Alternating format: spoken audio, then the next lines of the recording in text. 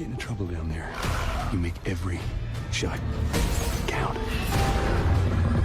Hope you know how to use that thing. I've had some practice.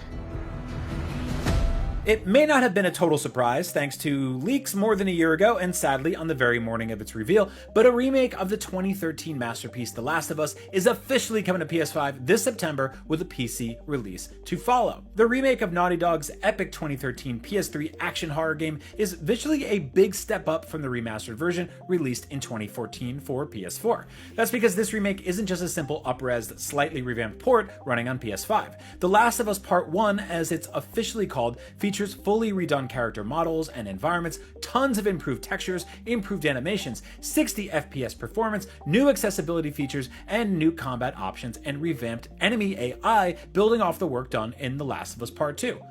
This means it will not only look much better than any of the previous versions of this game, but the gameplay will be slightly different too, or dynamic as the marketing departments love to say. But the big question is The Last of Us Remake actually worth your $70? I had somebody that I cared about.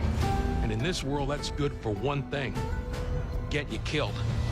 Okay, so new textures and animations are great, but The Last of Us Remake launches on September 2nd with another newly overhauled feature that has been met with some blowback by fans. A price tag that will cost $70 for the basic version, $80 for digital deluxe versions, and $100 for the Firefly edition. Now, if you've been paying attention to PlayStation this generation, it's not totally shocking to see this game launch at this price, since that's very much in line with the launch price for nearly every first-party PlayStation game on PS5. The Demon's Souls remake was $70, Returnal was $70, the PS5 version of Horizon Forbidden West was $70, God of War Ragnarok is going to be $70 when it launches eventually. $70 is here to stay for most PlayStation games, whether we like it or not.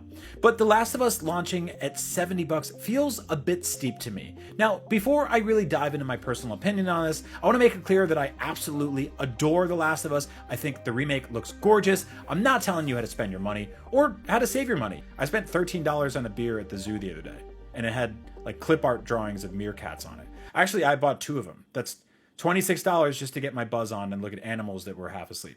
But back to The Last of Us, which launched for $60 nearly a decade ago, and then the remaster launched a year later for $10 less. And in 2022, you can buy The Last of Us Remastered on your PS5 for $20, or access it as part of the PlayStation Plus collection if you're a PS Plus subscriber.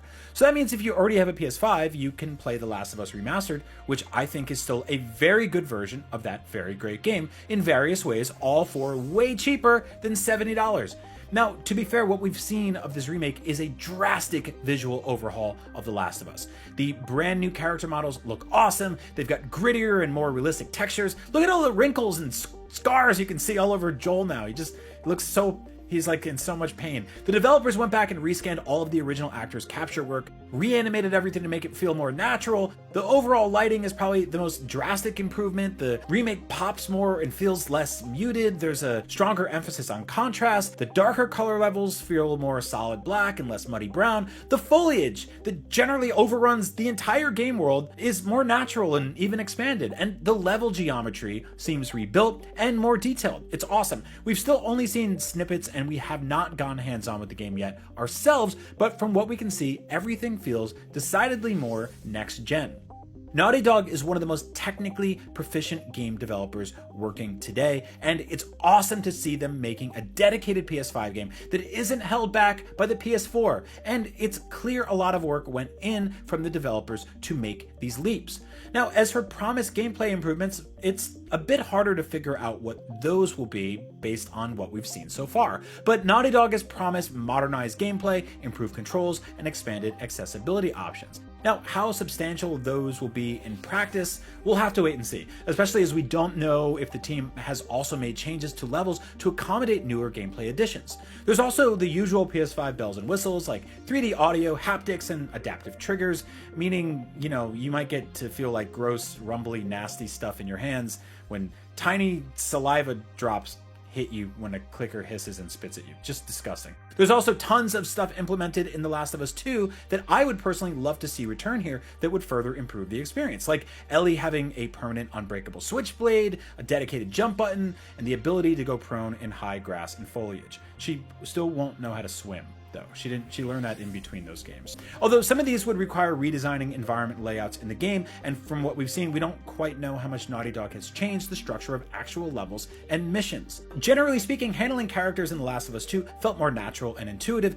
and that's the kind of thing that I hope ends up in this remake, and the kind of thing that a trailer won't really tell you. So back to that $70 price. Now, we've talked about what is definitely in this remake, as well as what might be, but we do know for sure that the PS5 remake of The Last of Us does not include the popular Factions multiplayer mode that appeared in the previous versions.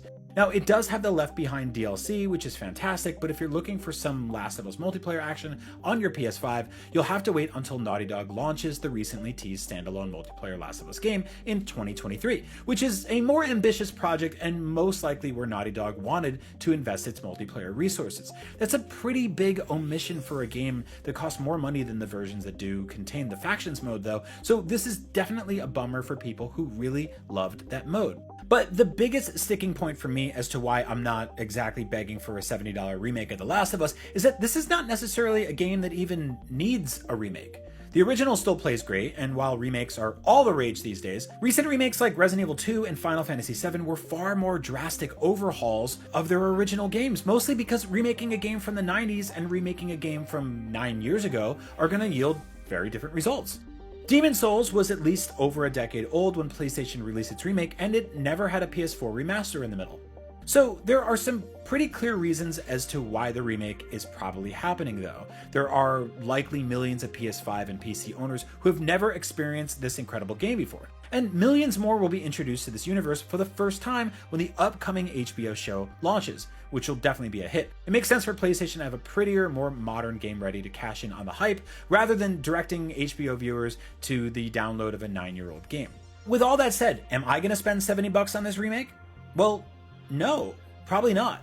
I mean, I've experienced this game already. I own multiple versions of this game. I love this game. It's a masterpiece. And while I appreciate all the clear work that's gone into modernizing it, that's still a steep price tag for something that's almost entirely a known quantity to me. And I could spend that money on a brand new video game experience instead.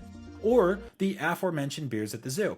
Now, personally, I feel like $50 would have been the perfect price here, as it's largely the same game as it was in 2013, but also it's missing an entire multiplayer mode. PlayStation shouldn't be so beholden to that $70 ideal and be willing to offer experiences on more of a sliding scale.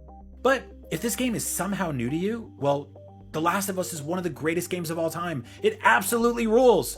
The remake will almost certainly be the definitive way to play it, and also just act as a fantastic graphical showcase for your PS5 or gaming PC eventually. The new gameplay enhancements could even be a bigger deal than Naughty Dog is letting on. So if all that adds up for you, by all means, spend that $70. What do you think about The Last of Us Remake's $70 price tag? Are you buying it day one? Are you waiting for a price drop? How do you feel about $70 games in general? How much would you pay for a beer at the zoo? Let me know in the comments below, and for all things The Last of Us and video games in general, well, stick with IGN. Hope you know how to use that thing. I've had some practice. The beer is called Meerkat Mob, and it's a $13 16-ounce India Pale Ale, and it's got little meerkat drawings, and they have little top hats and sunglasses and stuff. It's great. I should get a beer with like a giraffe on it. That would be very Last of Us. Wow.